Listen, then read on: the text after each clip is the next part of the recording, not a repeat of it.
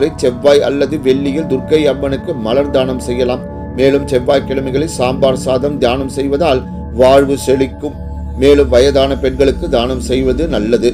மகர ராசி. மகர ராசிக்காரர்கள் ஏழை பெண்களின் திருமணத்துக்கு உங்களால் முடிந்ததை தானமாக கொடுக்க வேண்டும். மேலும் வாயில்லா ஜீவன்களுக்கு தீவனம் வாங்கி கொடுக்கலாம்.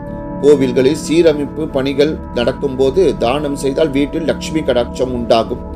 கும்பராசி. கும்பராசிக்காரர்கள் குலதெய்வ வழிபாடை மறக்காமல் செய்ய வேண்டும்.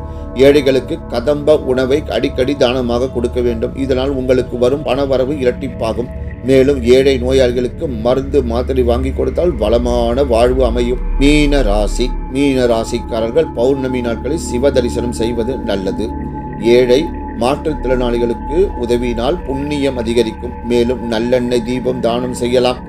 ஐயப்ப பக்தர்களுக்கு உதவினால் கூடுதல் நன்மை கிடைக்கும். நன்றி, வணக்கம், வாழ்க வளமுடன்.